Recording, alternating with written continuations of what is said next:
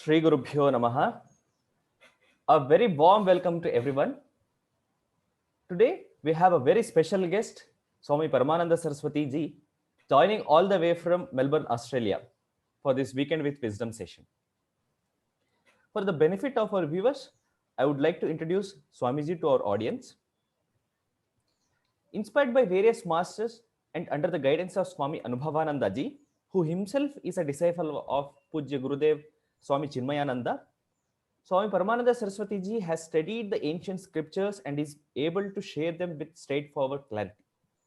He travels widely sharing his knowledge on Bhagavad Gita, Patanjali Yoga Sutra, Panchadashi, Veda, Upanishads, and various texts written by ancient and modern masters. Over the last 22 years, Swamiji has been dedicated himself to the pursuit of sharing the vast knowledge of Vedanta. In this Weekend with Wisdom, Swami Paramananda Saraswati ji will enunciate on the undifferentiated consciousness. Swamiji, thank you for joining us today. We welcome you to the session. Please start your session, Swamiji. Thank you.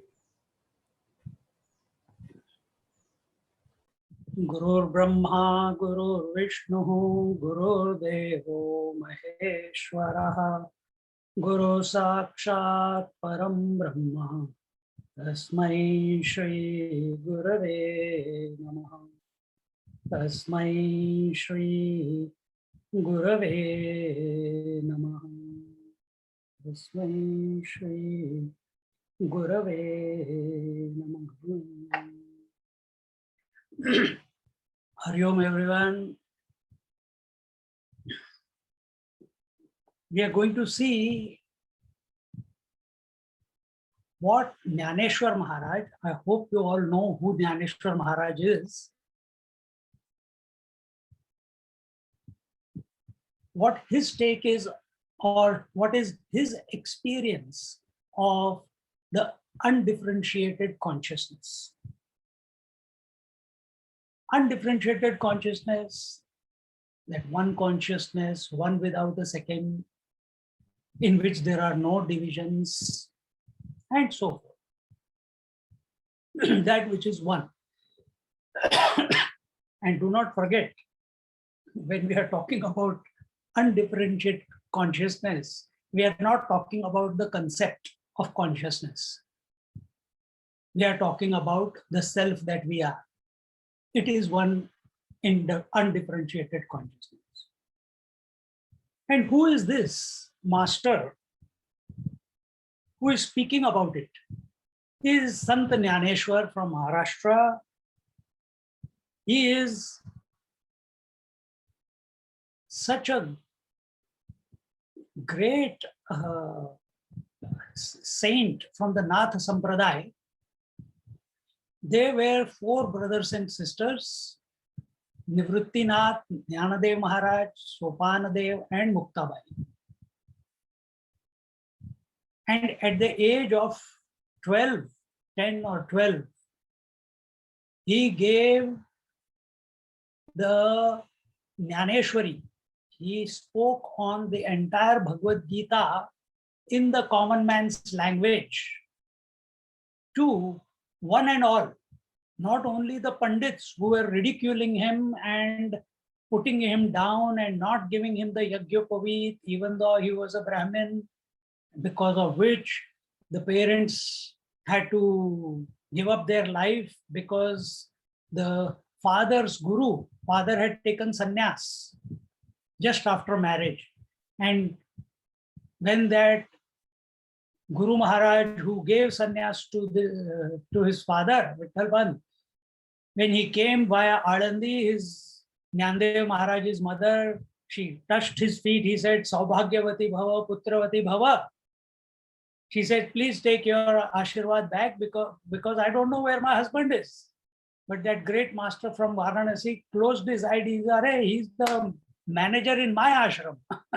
So instead of going on to Rameshwar, he immediately turned back and sent back the sannyasi. And because it was the Adesh of his Guru Maharaj, he came back to the family life. And four saints were born. Nivrittinath, the eldest, who was the disciple of Gahaninath.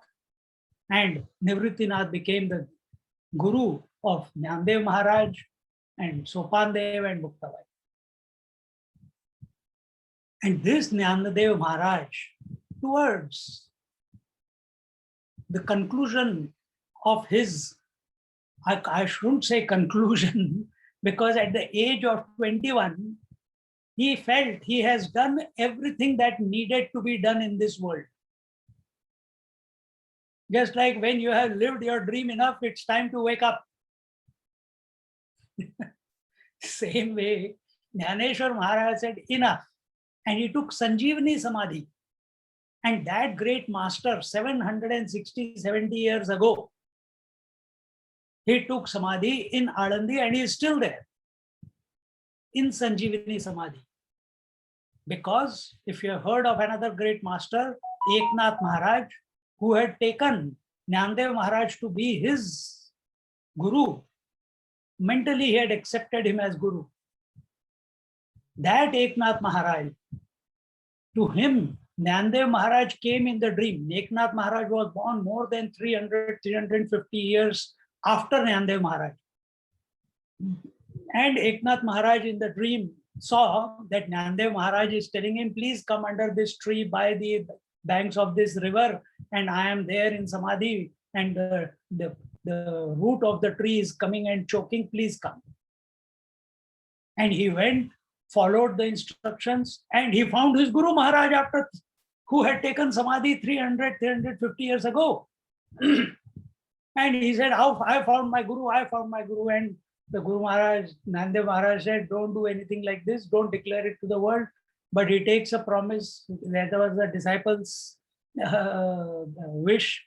He built the temple. And today, if you go to Alandi, the temple, the Samadhi temple, 30 feet below, Jnandev Maharaj is still sitting there in Sanjeevani Samadhi. Same way, Raghavendra Swami is also sitting there in Sanjeevani Samadhi, in Mantralaya. This, you and me, we can't understand. What is this Sanjeevani Samadhi? Because it's out of our understanding. It's beyond the intellect. But such Jnandev Maharaj, when he wrote this text called Amrit Anubhav, and he didn't write because he had an itch. Just like we have an itch, so we ask questions. We have an itch. Itch means a desire. Desire, so we want to give a talk, or we want to listen, or we want to eat, or we want to travel, or we have a desire to liberate. It's still an itch because we feel we are bound and now we want to liberate. He did not have a desire either to give lectures on the Bhagavad Gita. He did not have a desire to write the Amrit Anubhav. He did it so because his Guru Maharaj directed him to do so. Nivrittinath, he told Jnandev Maharaj, now speak on Bhagavad Gita, and you read the Jnaneshwar Maharaj Bhavartha Deepika, absolutely heart-rendering, beautiful. It's a Bhavartha Deepika. It's not a logical Deepika, Bhavartha Deepika. Then same Guru Maharaj, knowing what was going on, the disposition of his disciple, Jnandev Maharaj, asked Jnandev Maharaj, oh Jnandev, now it's time you write down your experience of realization. You write down, pen down your experience of realization. And so Jnandev Maharaj started, and what came out was this Amrit Anubhav, experience of the nectar of immortality. And in this, I'm not going to too much into the philosophy side, rather than coming to straight to the point, as Jnandev Maharaj is continuously in and through the entire text. His attention while he's speaking anything, giving any example, explaining anything, his attention is always on the conscious principle, how it is one without a second, how it is all inclusive, how it is the one which alone is expressing as many. in his approach, the neti is not required. If after I am not the body, I am not the mind, I am not the intellect, and then I am the Atma, then this Atma is Sarvam Kalvidam Brahma. Why not start from there only? And how does he do it? He starts just in short so that we can get into the topic, so you know what is the background. He begins with his prostrations to the Shiva Parvati, Shiva Shakti, with this full knowledge that Paramashiva, this is part of the Kashmiri Shaivism. Nath Sampradaya is nothing but Kashmiri Shaivism. And he prays to the Paramashiva. And there in the first chapter of Shiva Shakti Samavesh, there he talks about the eternal dance, love,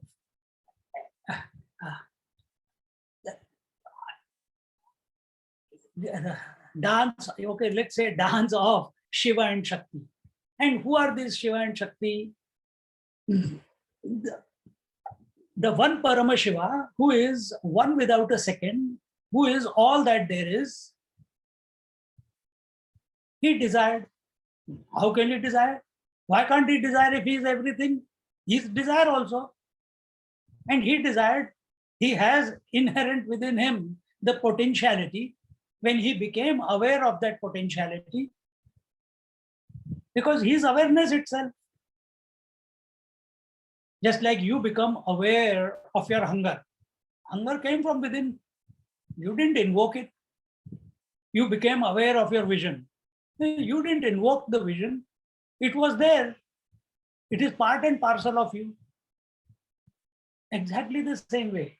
That one Paramashiva became aware of his potentiality. The moment he became aware of his potentiality, then he no longer is, then he is called as Shiva with respect to the Shakti. Shakti is the potentiality, and that Paramashiva alone is expressing as the Shakti, and with respect to Shakti, he is called as Shiva.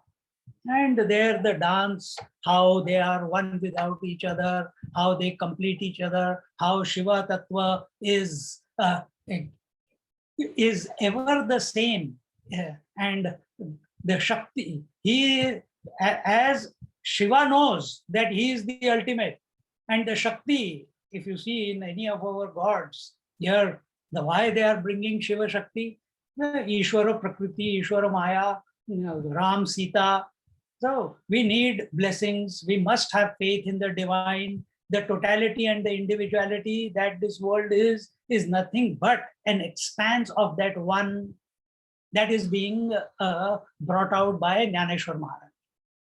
And what is that Shakti doing? What is that energy doing? That Shakti, if you see in that chapter, if you see the lords, let it be Shiva, let it be Narayana, they are always meditating. That means they are not looking at their consort. So to get attention of her beloved, who is not other than her, she is part of him, but he is, but she cannot be without him, but he is independent. But she wants his attention. So what she does, the Shakti starts expanding.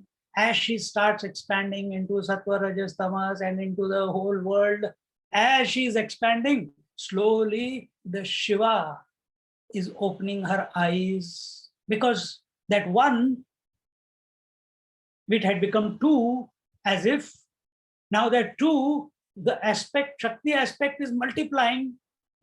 And with respect to that, as this Shiva is getting more and more variety, that one Shakti is expressing as, Shiva slowly opens his eyes. when he completely opens his eyes, he is in awe. He is in wonderment of the beauty that the Shakti has manifested into. And in that awe, what happens to us? When we are in awe, when we are in wonderment, what happens? We close our eyes again in wonderment. So he also closed his eyes. So he opened up because the Shakti multiplied herself to get his attention. And when he gave his attention to it, he saw the wonderment and went back to himself. This is what is happening to you and me also every day. When we go back to sleep, we are at one with ourselves. Unfortunately, we don't know that. We are in ignorance. But when we wake up, it's not that straight away the world enters into your mind. Slowly, slowly, initially it is I am, then I am the body, then the pressure comes, then slowly, slowly the thoughts of the world enter our mind, and by in an hour or half an hour, depending upon your stress level, you become activated completely. But in our case, we get identified with the world and crystallize the individuality. Shiva is ever in wonderment of the expression of his potentiality. Here also, this whole potential. Whose potential? Our potential. What is our potential? Our potential is the mind. Mind has all the potential. What are the three main or four main? Oh, Jagrat, Swapna, Sushupti, Samadhi. And in that Jagrat, the mind alone expands into all this.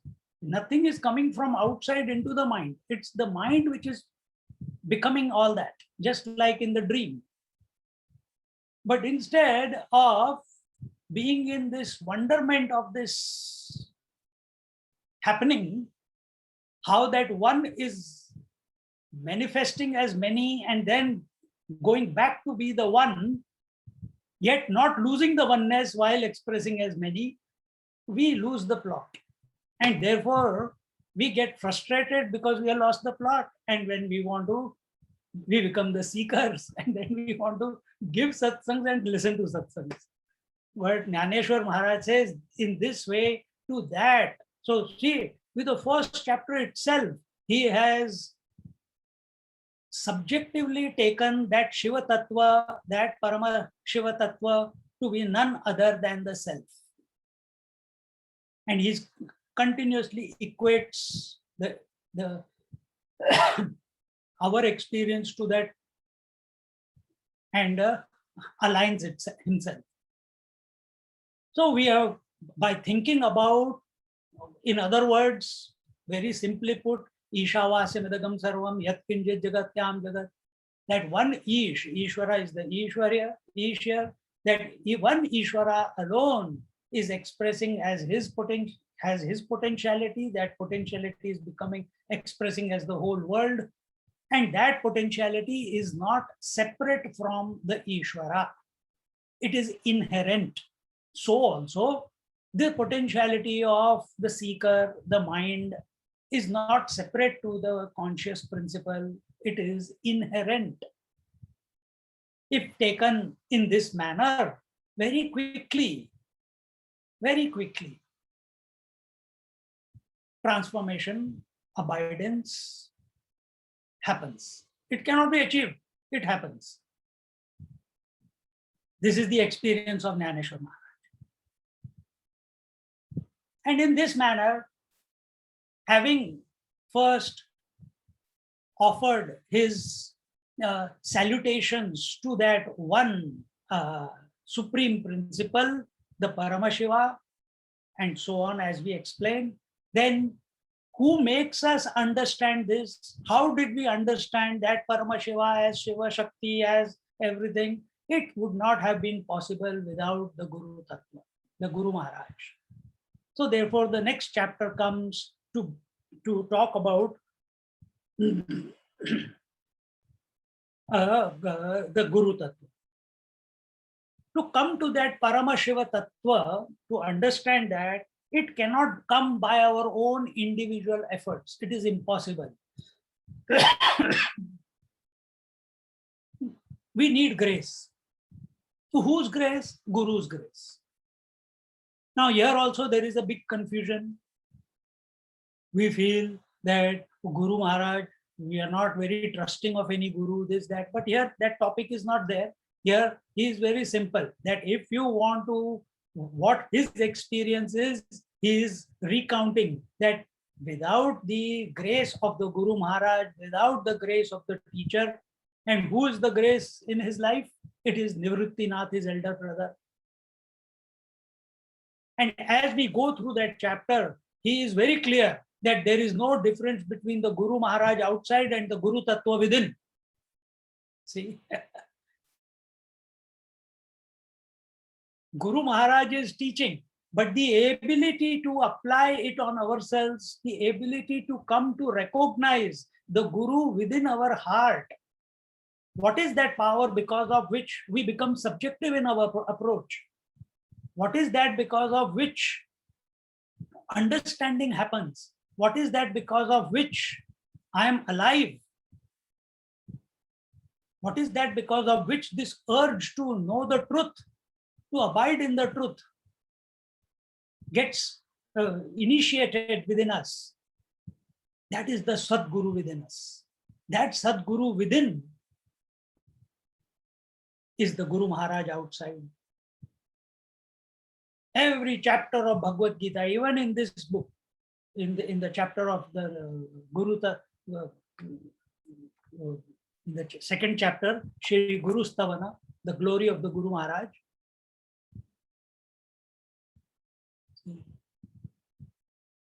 He recognizes.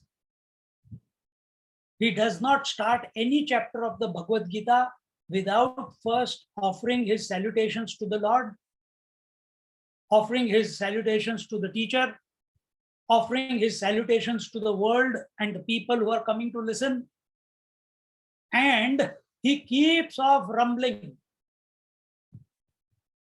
till the Guru Maharaj says, okay, enough, man, how much you are going to ask for permission? Okay, I give you permission. Now start. Don't get emotional. That time he was young. And Jnaneshwar Maharaj was never emotional. But when you start talking about the Guru Maharaj, because everything is a manifestation of one. And by our exposure to the Guru Maharaj, when we come close, come to recognize the Sadguru within, both the Guru and the Shishya vanish. And that is the conclusion, that is the grace of the, that is the grace of the Guru. Then the third chapter begins, and the third chapter is the sadhana. And what is the sadhana? That is whatever the teacher has, the Guru Maharaj has taught you. Whatever the Guru Maharaj has, now you can take it both ways, the Guru Maharaj outside or the Sadguru within. Whatever the Guru Tattva has given you, what has he given you? He has given you the Guru Maharaj outside. He has given you the scriptures. He has given you this body. He has given you the birth. He has given you this world to work yourself out. This possibility of coming to abide in the conscious self is possible only for the human being, not for anyone else. So this opportunity is given. It's a debt. And all the teachings that the Guru has given, the grace, the compassion, the teachings, the continuous correction, where if the disciple is going wrong, all that is out of his love. Because Guru knows he is none other than me. The Shishya is looking at the Guru with suspicious eyes till he recognizes, realizes that the Guru outside is the Sadguru within. Till then. So all that has come unasked. the grace has come to us, whether be it of God, whether be it of Guru Maharaj, it has come unasked. Just like we did not create breathing, we did not create our vision, we did not create our hunger, we did not create our hiccup, we did not create our life, it happened.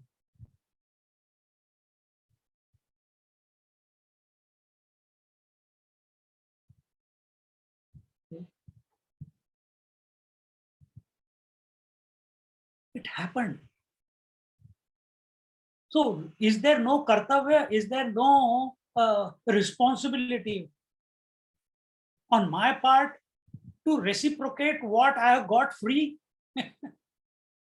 Because I, as an individual, as a disciple is an individual, a seeker is an individual. Then how do I repay this debt to the teacher? Is it by dakshina?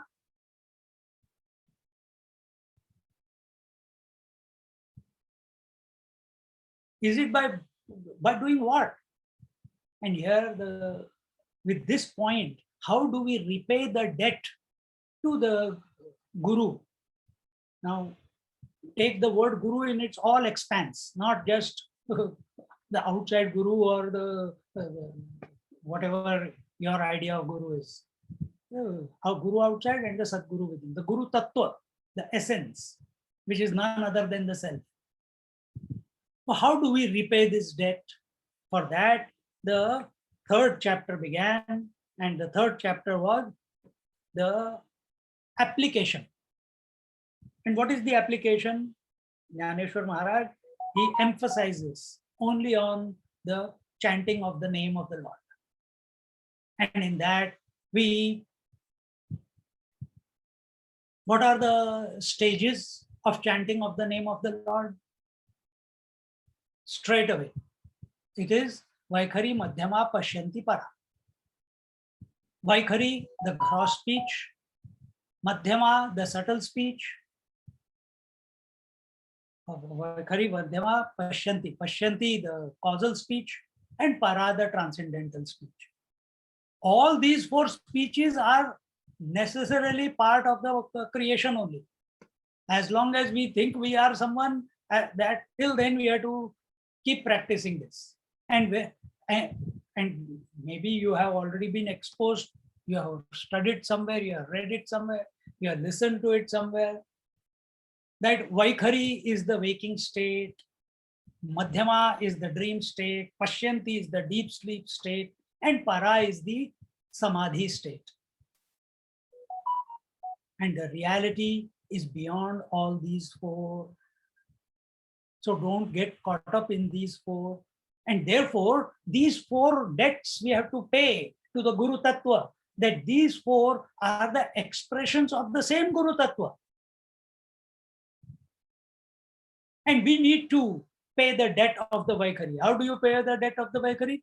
By grossly, continuously being in satsang or chanting the name of that divine, consciously, not mechanically, consciously, with bhav, so that our mind purifies. And when it purifies, we are transcended the waking state, meaning we are transcended the body identification, gross body identification. Automatically, the sound from the gross chanting moves to the subtle chanting, which is the throat, the lips, and then the throat. There where the sound, the mantra is still going on, whatever your mantra is. And as that goes on, slowly, slowly, even the subtle state, which is the dream state, that gets purified.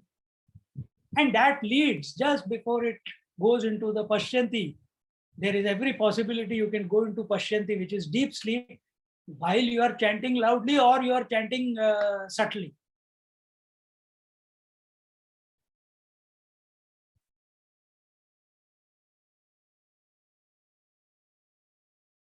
And for many people, when they are chanting subtly, it goes into their mind. Yesterday, only one person told me, Swamiji, the mantra goes on in the mind, goes on in the mind, goes on in the mind. That's a japa jap sthiti.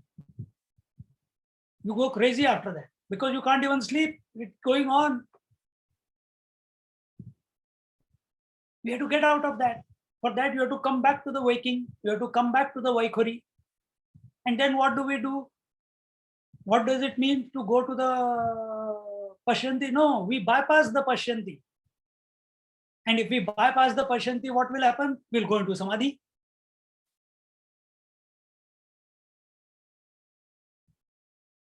And we have to experience it. It happens. It's not that we are wanting it, but many people are wanting it. But if you practice this sadhana, it will happen. But that also needs to be transcended, because you go into Samadhi, you come out of the Samadhi, the world is still there. The multiplicity is still there. The me and you is still there. I and mine is still there. Raga Dvesh is still there. This continuous effort of withdrawing your senses, withdrawing your mind, becoming focused on the mantra, and then diving into the Samadhi. It's a lot of sweating, man. Is there a way? What I experienced, where I was, what I was in the Samadhi, that unadulterated experience of the Samadhi, where everything was just as it is. I was at peace with myself. I was content within myself. I was not disturbed by anything around. Can I live like that 24/7? In Samadhi, you know you are the consciousness. There is no doubt about it. That's why you want to keep going back to the Samadhi state, because that is more ecstatic. It's more fulfilling than getting involved in the world. Again, division is created. This division has to dissolve.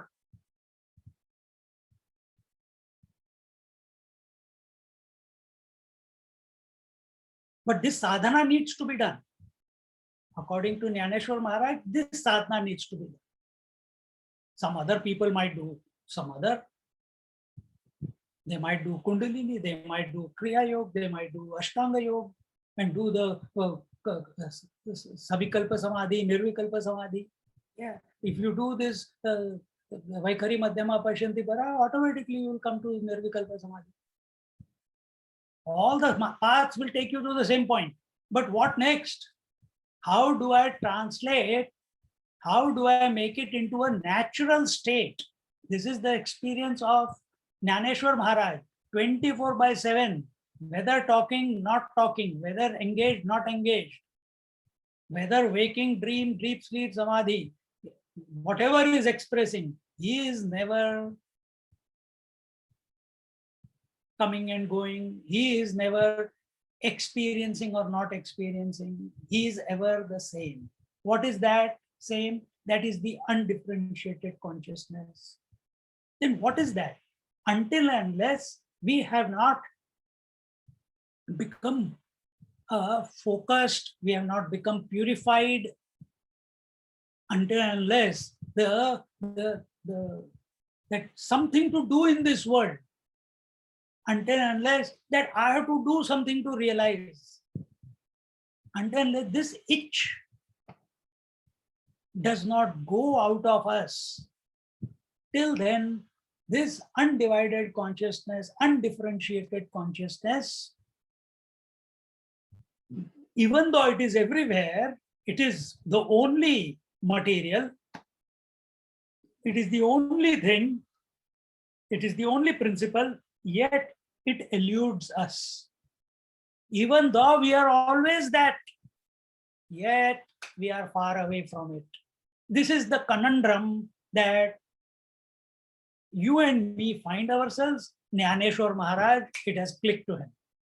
And therefore, we are getting the benefit of his experience of what is this undifferentiated consciousness.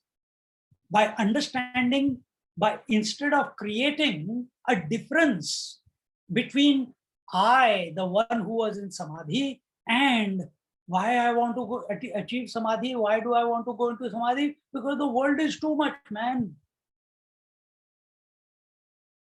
When I come out of samadhi, there's always a list of jobs to be done. Wash the dishes, cook the food, take the shower, change the clothes, wash the clothes, do this, do that. Enough. Let me go back into samadhi. Then nobody tells me anything. I am with myself.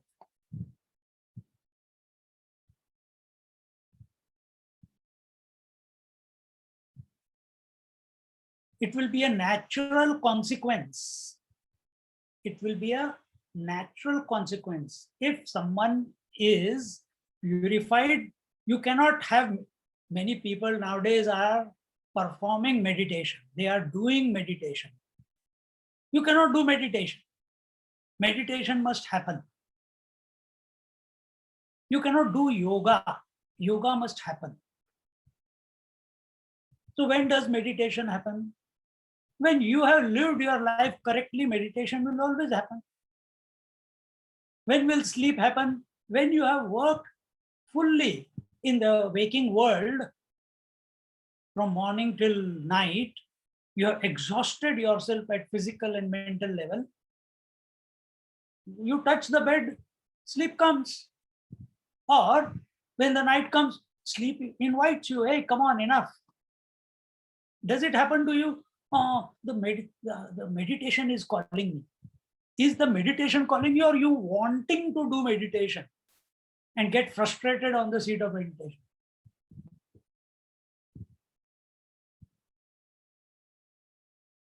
So meditation must happen. And the natural consequence of meditation is, how can I live in this disposition, in this poise, 24/7, 365 days a year? Here, Jnaneshwar Maharaj is already living like that. And these are his words. The next stage after purification, after having paid the debt to the Guru Maharaj, to the Guru Tattva, to the Sadguru, to the Lord, whichever way you put it. Guru Tattva and Paramashiva are not separate. That same Paramashiva has appeared as Guru Maharaj outside. Who is that Guru Maharaj? He is Nivrittinath. Nivrittinath, who is dispassionate towards everything, indifferent towards it. He is Vairagya incarnate. Who is Jnaneshwar Maharaj? He is Viveka incarnate.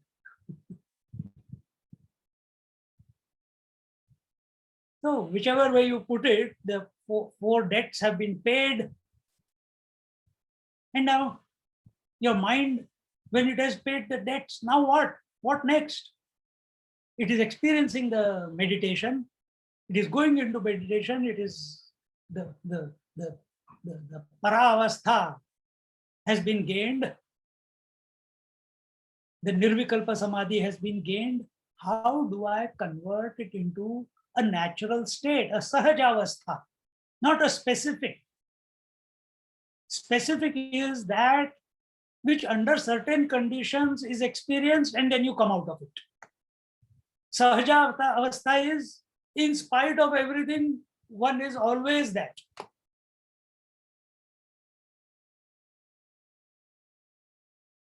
For example, Sahaja avastha will be, your senses are doing their individual functions in spite of good vision, good beautiful person in front of the eyes or ugly person in front of the eyes, conducive things in front of the eye, forms in front of the eyes, or non-conducive forms. The ears are continuously doing their job, sahajavastha, natural state of the ears. Their job is illumination of the sound. Whatever the type of sound, they don't say, I am attacked, I don't want to hear this sound, I don't want to. No, their job is to listen. They listen. Same thing with every other sense. Same thing is with our mind also. Mind's job is what? Only to think. Thoughts. Good thoughts, bad thoughts, ugly thoughts, transcendental thoughts. In the end, they're all thoughts. They come and go. Mind has got nothing to do with it. It's nature. Just like the senses nature is to see, hear, touch, feel, taste, mind's nature is to think.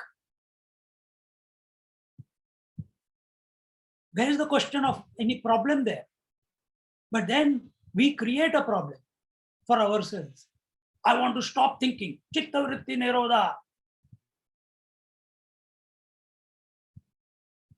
And we fight with our own mind. Nirvikalpa Samadhi is fighting with your own mind and accessing that. How long will you keep fighting? You will get exhausted one day. Either you will go to sleep, either you will go into Nirvikalpa again and again and again. And one day, if you are genuinely available and you are clear with the destination, that Nirvikalpa Samadhi will invoke a natural urge, a natural inclination to how do I convert this Nirvikalpa Samadhi into Sahaja Samadhi. Sahaja Samadhi means in and through all the states or experiences, we are ever in poise in ourselves. For that, something is required. What is that? You cannot, we think about the world in a different way. How do I think of the world in a different way? This is a laptop. I know this is a laptop. I am not the laptop. This is a glass of water. I know this is a glass of water. I am not the glass of water.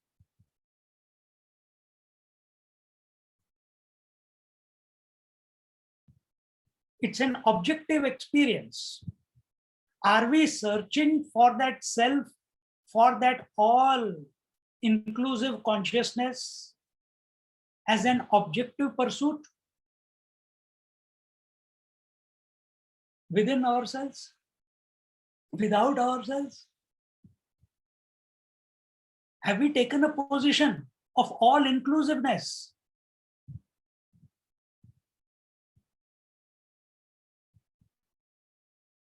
Have we?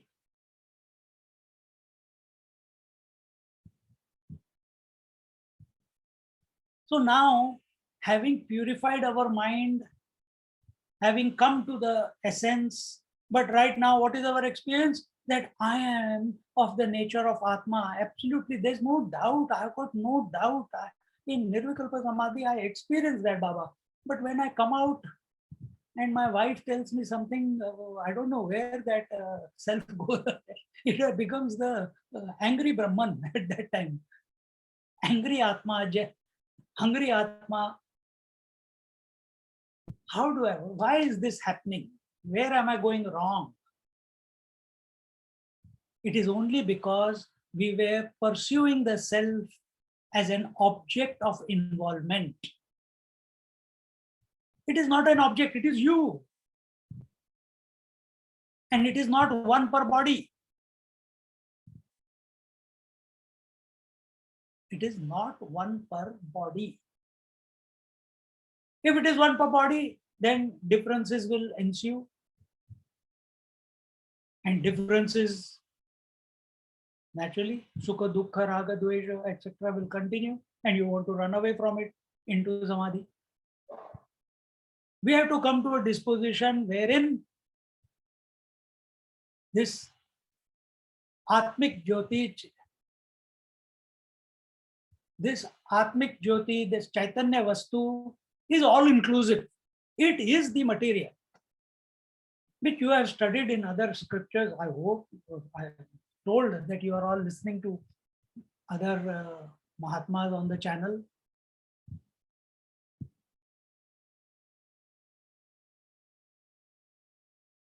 That this Ishvara is the what? Nimitta and the Upadana Karan. That he is the material, he is the creator of the creation, and he is the material with which the creation has been made.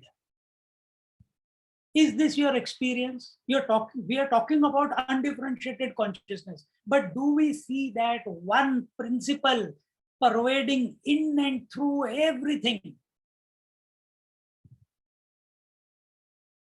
We chant Om Sahasra Shirsha Purusha Sahasraksha Sahasrapad.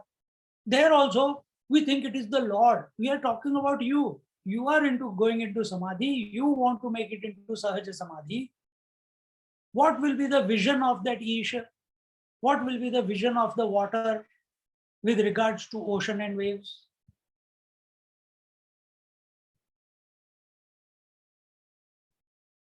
See? For that, you can't continue to keep thinking about this conscious self. Firstly, one per body. Secondly, as a concept, that it is all inclusive. It cannot remain as a concept anymore. And therefore, Jnaneshwar Maharaj, in this fourth chapter titled Undifferentiated Consciousness or Undifferentiated Knowledge, he talks about this. And then he goes on. The next chapter is talking about how Sat Chit Anand are abuses to that one reality. You will be surprised. Abuses, oh my God, well, I'm not going to read that. No, any name given to that one reality. Where is the name? In your mouth. Where is the name? In your mind.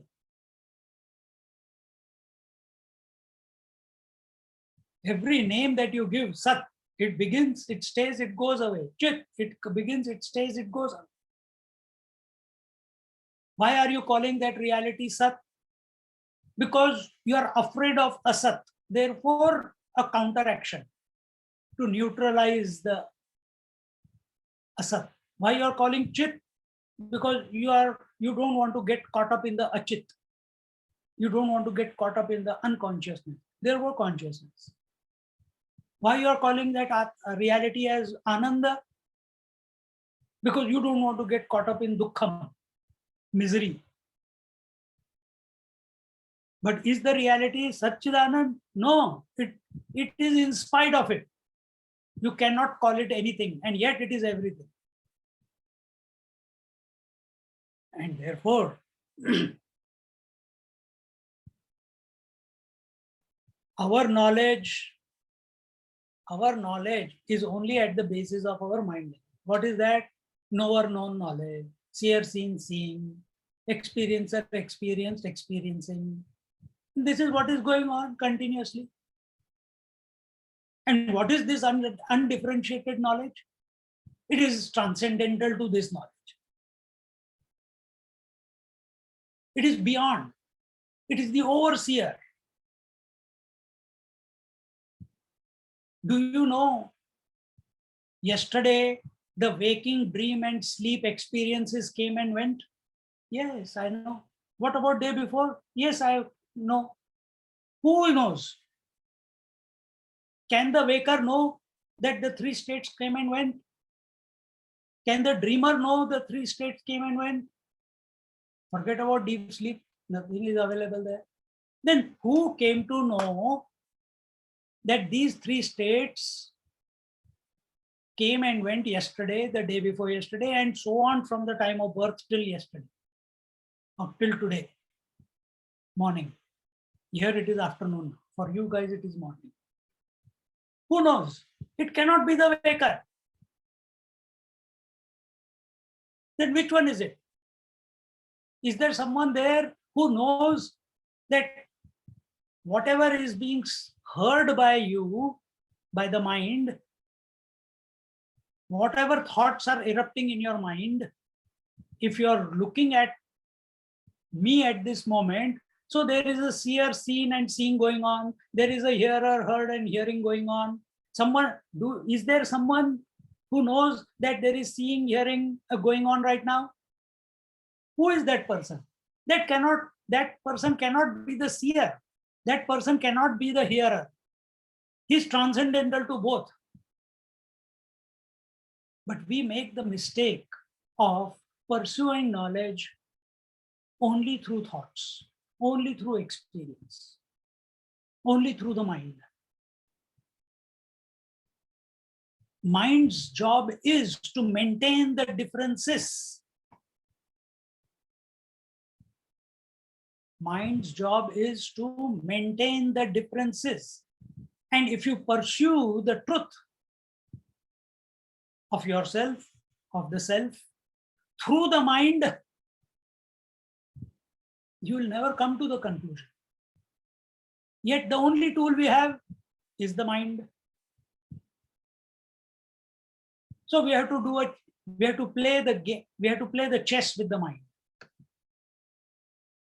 There are thoughts which are taking us into the world. There are thoughts which are talking about the transcendental, like Satchidanand, like undifferentiated consciousness. The chess game is on. The world is trying to checkmate, and the thoughts of the self are trying to checkmate the world. The game is on. You are in this game whether you like it or not, whether you accept it or not. This game is going on, knowingly or unknowingly.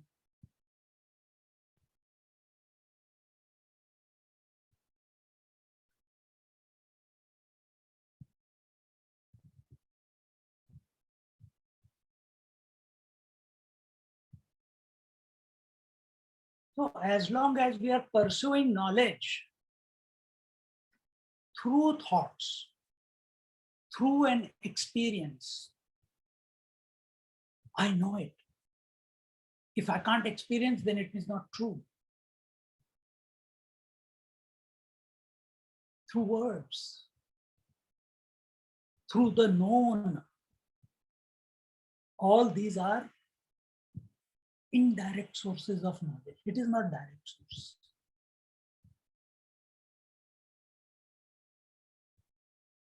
You have taken yourself to be a waker, and you are a seeker in this waking world. And you think, while I also, we think that we are a spiritual people. I do my sadhana. I do from morning to noon. I do my duty. I do my this. I do my chanting. I do my satsangs. But unless and until I don't take the totality of experience into consideration and do the sadhana only thinking about the waking, nothing is going to change. My daily experience is waking, dream, and deep sleep. Until I don't take that three and process it,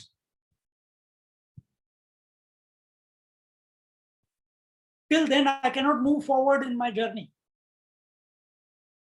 I'm only living 1/3 of my life waking, doing sadhana in the waking, accepting the wife in the waking, accepting the Guru person, Guru Maharaj in the waking.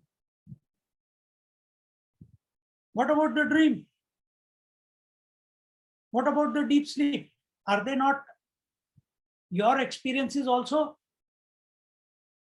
How come they are not addressed? And how come the rules of the waking are not applied in the dream, or the rules of the dream are not applied in the waking? How come in the dream you're having a different wife and a different guru and a different children and different houses and different body every dream, and how come you are having the same body, same wife, same children, same Guru Maharaj, same house every day? How something is going wrong?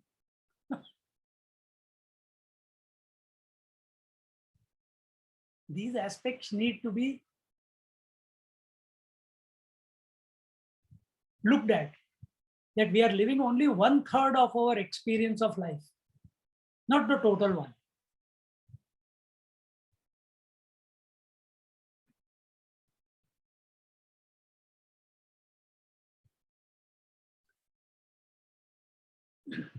So when a person starts thinking in this manner, then he becomes inspired to know. Then he gets the Jnana Vritti is invoked. What is Jnana Vritti? And urge within to know, the urge within to realize, the urge within to abide. It is still a thought, but it gets invoked. Just like when we go, when the night comes, or all of you registered. I was told you registered. So maybe half an hour ago or 1 hour ago, if you were sent a reminder, like I was sent a reminder, Swamiji, you have to talk, don't forget. My message came, a reminder. So I became alert that, oh, I must get ready, 1 hour left. And continuously in the mind that, half an hour left, then 20 minutes left, then 15 minutes left, then 10 minutes left. अच्छा भाई आके अपने आसन पे आके बैठ जाओ, हनुमान जी आके बैठ गए. Similarly, when we have lived our daily life, I'm talking about how the vritti hijacks our mind. That's what I'm talking about. At night, the thought of the sleep hijacks your mind, right? Every night it happens. And you are thinking, after you had your dinner, you are thinking, whatever you are doing, reading book, watching TV, doing japa, whatever. But that sleep thought is there and it is pulling you towards itself. So you change your clothes, you get into the bed, you get into a particular position. If you are in a habit of listening to some music or reading some book, all that happens. If you are in the habit of assessing your day, that happens. If you are in the habit of writing down what needs to be done tomorrow, you do that also. But sleep is pulling you, the thought of the sleep. Now it's enough. Now I'm exhausted. Now I'm tired. Now let me, and you get in.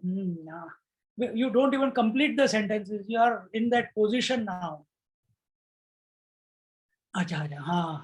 And in the more we are focused on the sleep thought that I am sleepy, you did not do anything to remove the waking world out of your mind. The world automatically left your mind. Why? Why did the world leave your mind? Because you were not available to the worldly thoughts. You were available to the thought of the sleep. Your attention was on the thought of the sleep. Your value and importance giving was towards that sleep thought. You were focused single-pointedly that now it's time, Are Baba, 10 baj gaye, 11, it's 10 o'clock, 11 o'clock, and enough for today.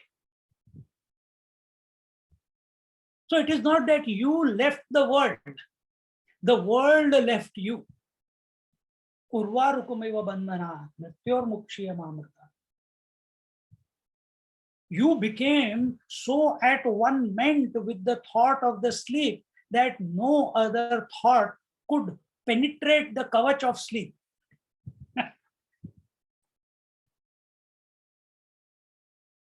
Jnana vritti is like that. It pulls you towards the self, where you are uncontrollably from within contemplating on your true nature.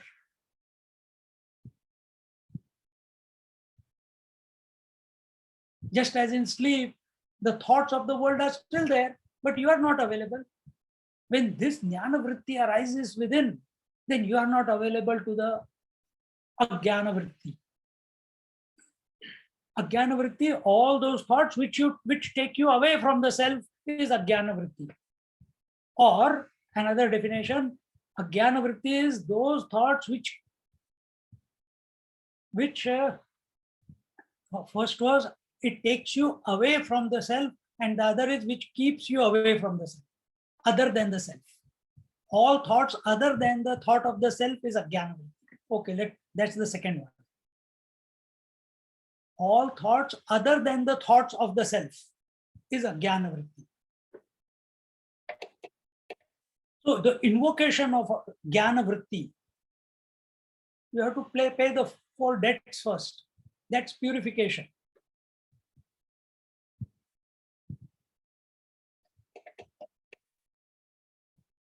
Nirvikalpa samadhi cannot happen if this jnana vritti is not happened. The conversion of nirvikalpa into sahaja will not happen till the appropriate nature of the I is not determined, of the self is not determined.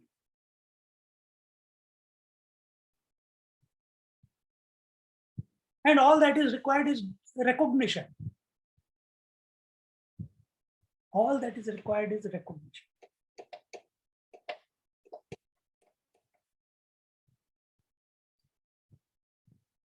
Arjun Maharaj, when he was having a crisis on the battlefield, Bhagavad Gita was given to him by Bhagavan Shri Krishna.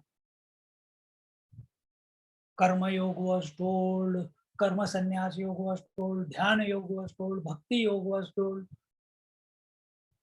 He did not do anything. He was only listening attentively.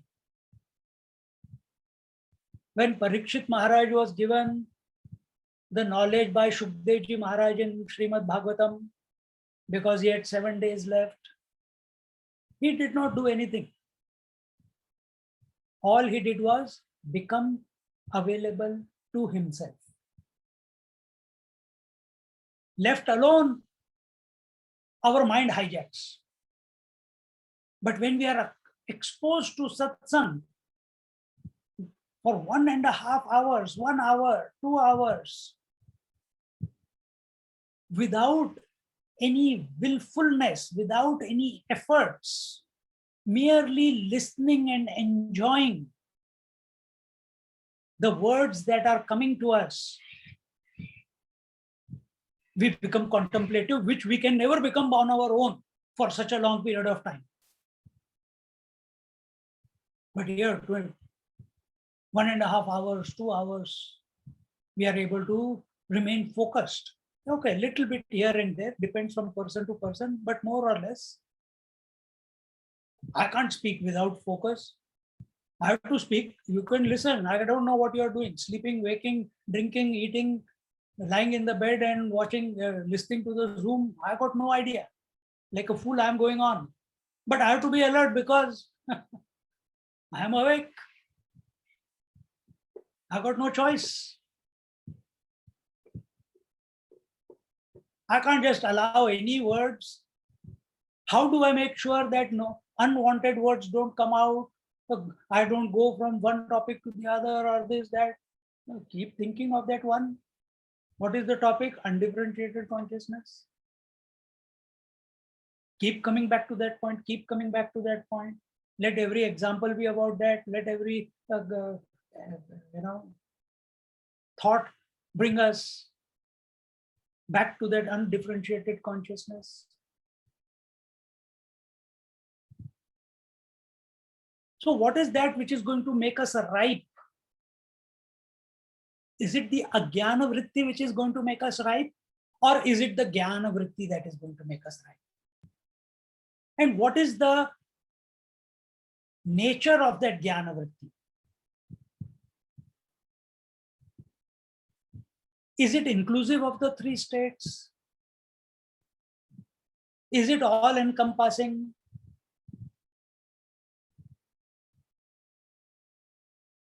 Somewhere it comes. Is it accepting everything, rejecting nothing, retaining nothing? Is it of that nature? And this jnana vritti is about whom? Is it some other person? Or is it the self that I am? Can I know myself through the thought? Can I know myself through the thought? Or am I in spite of the thought?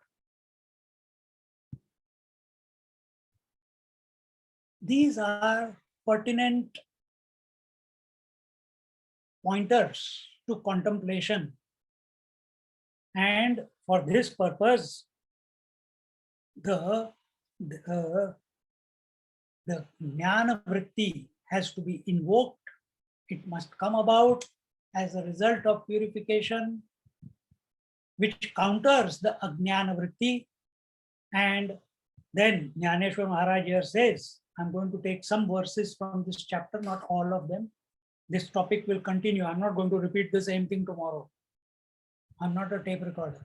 Someone was asking me, Hamiji, can I listen to Saturday or can I come to Sunday? Will it be the same repetition? Nothing is repeated twice. The topic will continue. Wherever we stop today, from there we continue tomorrow. And it concludes wherever it is supposed to conclude. I don't know where it is concluding. Well, we all know the topic is undifferentiated consciousness. That's where it is going to conclude. Well, it is concluding in everything that I've explained is about that only. So here Jnaneshwar Maharaj says, this is his first verse in this chapter. Ata ajnatse nimare jnana abhede vavare nidamaru nizagare nadize zevi. This is a very old Marathi, 760 years old. Frankly, I don't know what each word means. I have not gone into the depth. I got the translation of it, and we are going to look at that. Here it says, having thus destroyed the ignorance as explained in the preceding chapter. What was the preceding chapter? The 4 debts. What were the 4 debts? Vaikhari, Madhyama, Pashyanti, Para. So you have paid the debts, only then you are able to come to the Para. You have come to be the self. The undifferentiated knowledge reveals itself as the awakening which alone prevails after the destruction of deep sleep in the waking state. Very, very pertinent point. Nandize Jevi.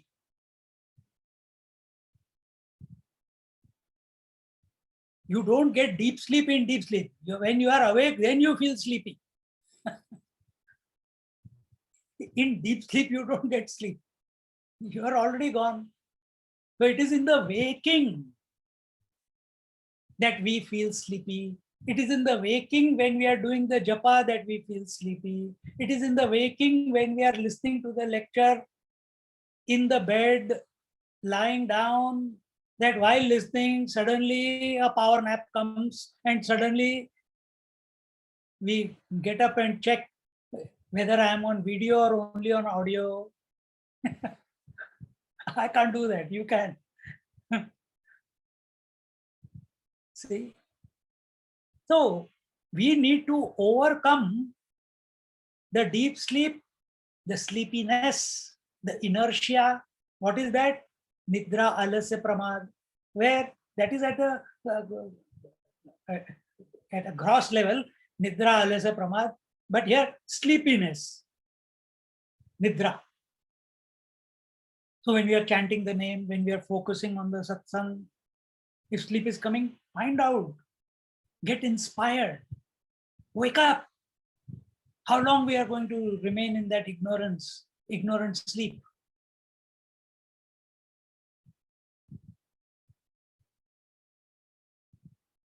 See, many people, it used to happen to us also.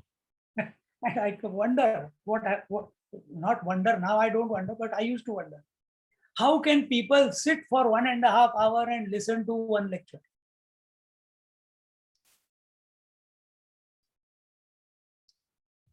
Till we were not used to, 2 years we studied in an ashram. Every day, 5-6 lectures, each lecture 1.5 hours. We are not used to sitting for so long. We are not used to listening to so long. Sometimes same examples, same ideas, same anecdotes. And sometimes a period comes, suddenly you go into the lull and baithe, it seems as if you are in meditation, actually you are sleeping. And suddenly you wake up and you look around, "Arey, koi nahi dekha," and start writing notes. It's because we got bored with the topic. We get bored with the topic because we are not subjective in our approach. We are objective in approach. And we have to hold on to that objectivity. You are trying to hold on to the thought of the self. Arey Baba, you are not thought of the self. You are the self. Because of whom the thought is appearing and disappearing.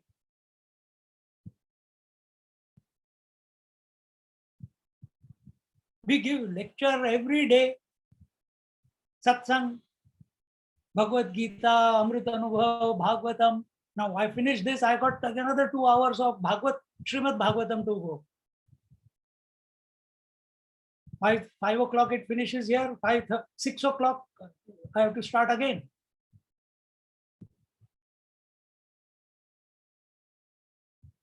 For you it is 1.5 hours.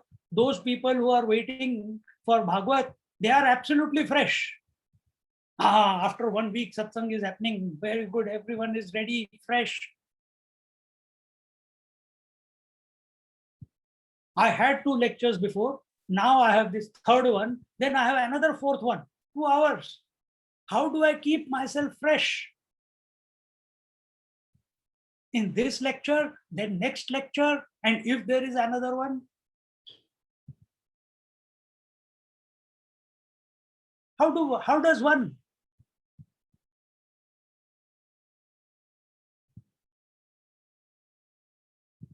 Tomorrow when we will have this satsang, same satsang, it will be my 4th lecture. 1, 2, 3, 4, 5th lecture tomorrow. I'll be starting at 7 o'clock in the morning. How do we keep the inspiration switch on? How do we not get tired? How do we not get exhausted? How do we not get bored? How do we not come to this point? Enough, man, this is.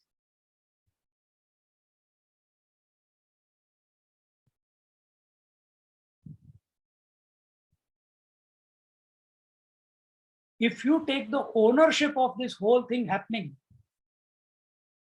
then you will wish it should all go away. You will wish it is tiring. You will wish, you will come to, it is exhausting. Once now, not again. This is too much. But when you take it that you are not talking, someone else is talking, when you take it as an opportunity to contemplate, you take it, I'm talking your personal, my approach to it, Jnaneshwar Maharaj is not saying this.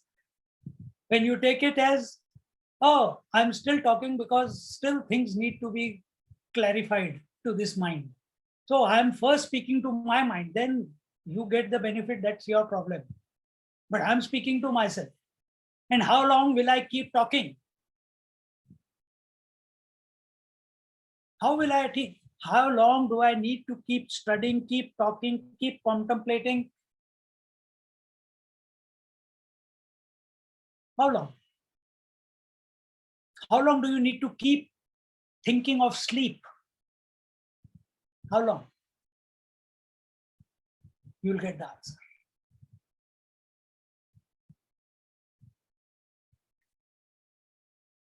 So why do we not get tired? Because subjective approach. We are applying it on ourselves. We are not looking at this topic, that is this opportunity that has come to take 2 lectures. It is not to teach anyone. It is just another opportunity to interact with myself, to convince the mind, to wash the mind once more.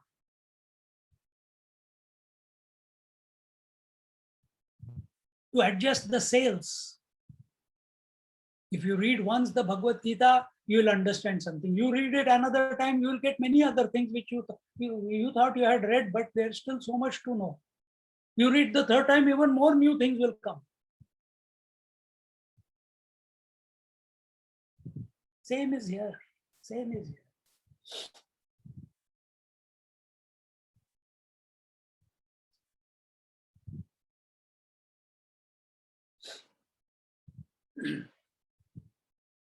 So, having thus destroyed the ignorance as explained in the preceding chapter, the undifferentiated knowledge reveals itself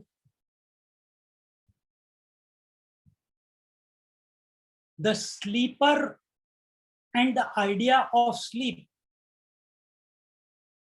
The sleeper, the waker, sorry, not the sleeper, the waker is pursuing, desiring sleep. How long is he desiring sleep? Till sleep does not happen. In other words, till sleep does not swallow him. And in other words, how long will the waker keep thinking of the thought called sleep? Till there is some other thought of the world coming and corrupting the mind. When the last thought, other than the sleep thought, has dropped, at that very moment, the sleep thought, which was acting as a counterforce to all other thoughts, the thought of the sleep also drops away and you get absorbed.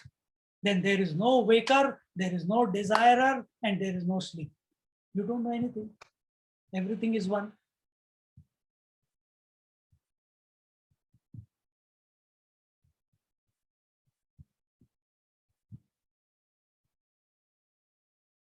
So what is this jnana vritti, which counteracts the ajnana vritti?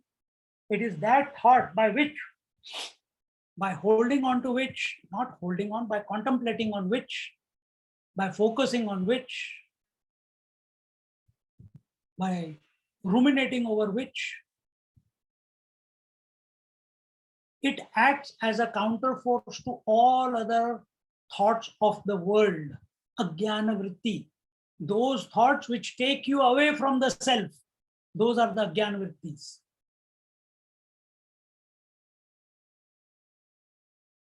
And when none of the other thoughts are able to invoke a response from you, they are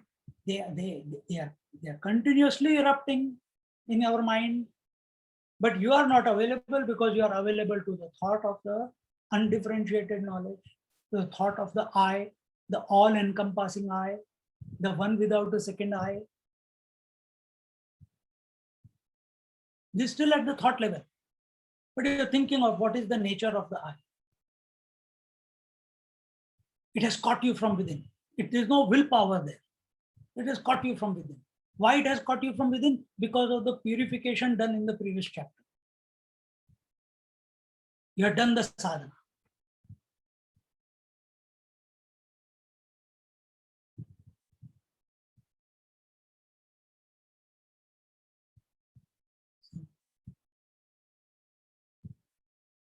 And when the ajnana vritti has become neutralized, become impotent, the last one is gone. Do you need to hold on to the thought of the I anymore after that? We are thinking of Sat because Achit was disturbing us. We are thinking of Chit because Achit was disturbing us. We are thinking of Anand because Dukkha or misery was disturbing us. Similarly, what is my true nature? We are contemplating on this because all other thoughts are disturbing us. We want to get to the source.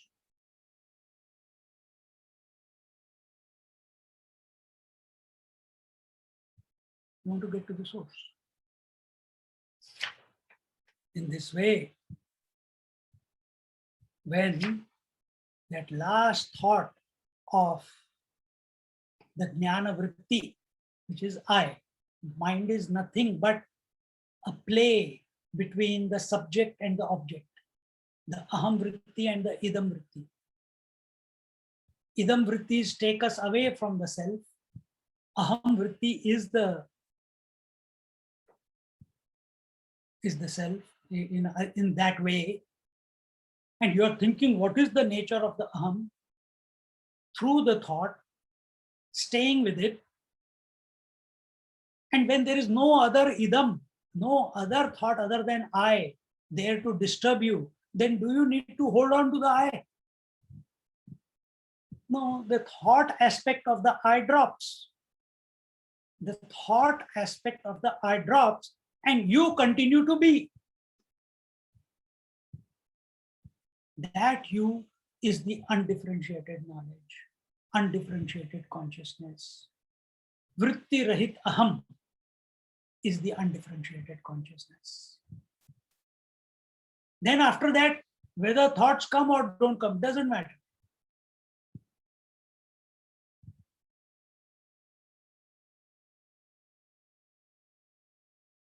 Jnaneshwar Maharaj takes a few examples, and with this example we'll conclude. I think we start at 3:30, another 6-7 minutes. I don't know. I'm thinking another 6-7 minutes.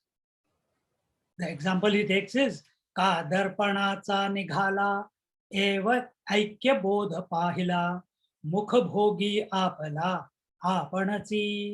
Essentially, initially, the face alone exists, which enjoys the reflection in a mirror through duality to attain the initial, essential oneness of the face. Isn't it? I know I have a face. I have never looked at my face. Then I go in front of the mirror. This original face reflects in the mirror. It's looking at the reflected face, and that reflected face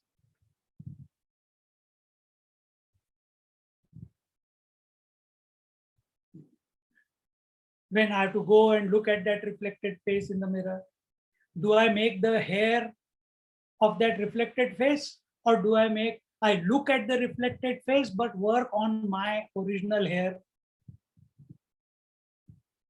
I look at the reflected face, I put the glasses properly, I fix my beard, I trim my mustache, or do I do it of the reflected one?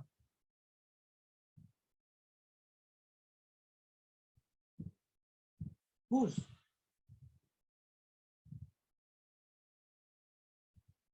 So, has the reflection brought about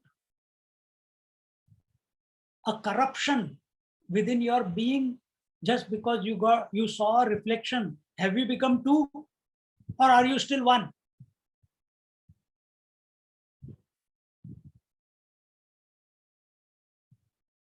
Have you become two, or are you still one? Same way, take this mirror to be the mind. In the mind, the self is reflecting. When it is reflecting, do you take the mind to be real, the aspects of the mind to be real, or you take yourself to be the real? Or whatever is seen as reflection in the mind, do you work on the reflection or do you work on yourself? Question is this.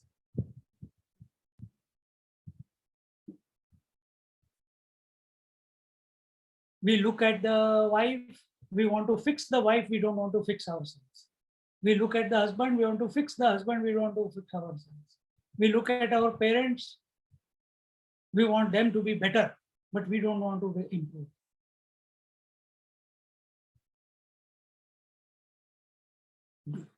So many people, they want the world to improve, but they don't want to improve. So many young people, they want their children to have samskar, but they don't want to have samskar. Why? We have become old. What is their age? 35. And they have become old. We have to be learners throughout our life. We have to improve throughout our life. We have no choice. It is happening. But this objective approach, we want to improve there. It's like improving the reflection, making the reflection beautiful. So you put the lipstick on the mirror, you put the lipstick on, you will see a ghost out there. You don't do that. You do it on yourself. So you look at the world, you work on yourself. Don't work on the world. Same point I come here. I'm talking to you through the screen. But the first person who is listening is the mind.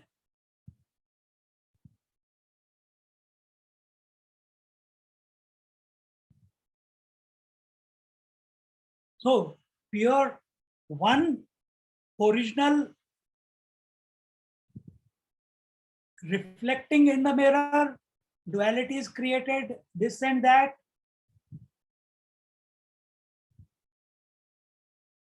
But that duality is not an impediment,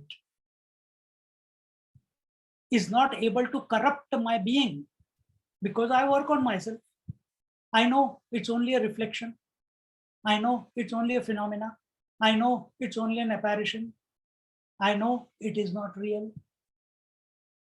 What the reflection?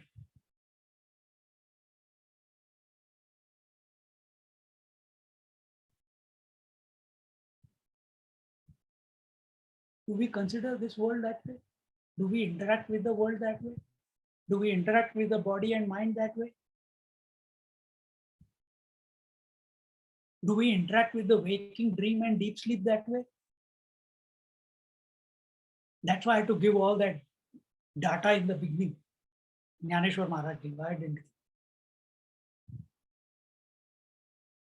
We are living only 1/3 of our life, only focused on the waking. In the waking, you have to work on all the 3 states or 4 states. In front of the mirror, you are continuing to be the original one, working on the original one, being the original one in spite of the reflection. If mind is the mirror, are we working on the mind? Are we getting lost in the mind?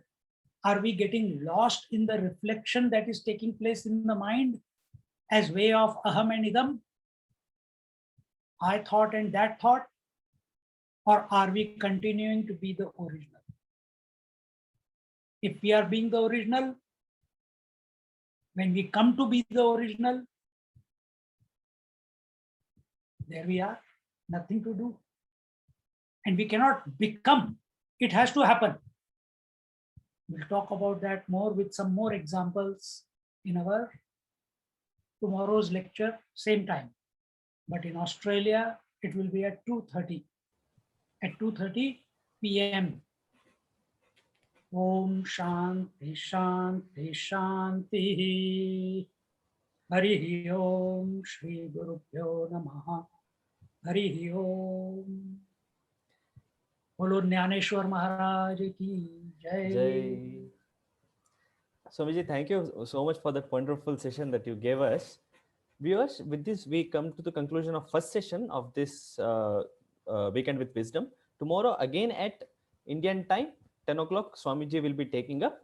Please join the session and Swamiji will again continue tomorrow. Thank you so much.